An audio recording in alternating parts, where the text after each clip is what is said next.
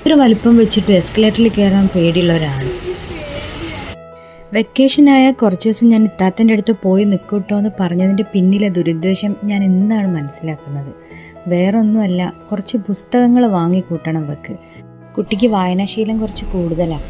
രണ്ടാമത്തെ ഷോപ്പിലാണ് നമ്മളിപ്പോൾ നിൽക്കുന്നത്. ബുക്സൊക്കെ കണ്ടിട്ട് എനിക്കും ഭയങ്കര ഇഷ്ടമാവുന്നുണ്ട് കേട്ടോ. ഒന്ന് വാങ്ങണം, വായിക്കണം എന്നൊക്കെ ഉണ്ട്.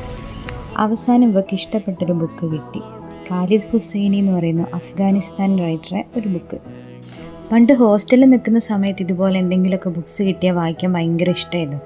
ഇപ്പോൾ അതില്ല. അതുകൊണ്ട് മെയ് മുതൽ ഒന്നും കൂടി ഒന്ന് തുടങ്ങിയാലോ എന്ന് വിചാരിച്ചിട്ട് ഞാനും ഒരെണ്ണം വാങ്ങാമെന്ന് ഇങ്ങനെ വിചാരിച്ചു. അങ്ങനെ ഞാനെടുത്ത ബുക്കാണിത്. ഓതർ ആരാണെന്നോ മറ്റൊരു കാര്യം എനിക്കറിയില്ല. പിന്നെ നല്ല കളർഫുൾ ആയതുകൊണ്ട് എടുത്ത്, വായിച്ചില്ലെങ്കിലും ഷെൽഫിൽ വെക്കാമല്ലോ. ഒരു വിശപ്പും ദാഹമൊക്കെ തോന്നിയപ്പോൾ ബുക്കൊക്കെ വാങ്ങിക്കഴിഞ്ഞ് ഞങ്ങളൊരു കൂൾ ബാറിൽ കയറി. നല്ല ചുട്ട് പഴുത്ത് നിൽക്കുന്ന ശരീരത്തിലേക്ക് ഈ നാരങ്ങ സോഡ അങ്ങോട്ട് ചെന്നപ്പോൾ എന്താ സുഖം. കുറേ കാലത്തിന് ശേഷമാണ് കേട്ടോ ബസ്സിലൊന്ന് യാത്ര ചെയ്യുന്നത്. അങ്ങനെ ആ ചൂടൊക്കെ കഴിഞ്ഞ് വീട്ടിലെത്തി നല്ല നാടൻ ചോറ് പപ്പടവും കൂട്ടി കഴിച്ചപ്പോഴാണ് സമാധാനമായത്.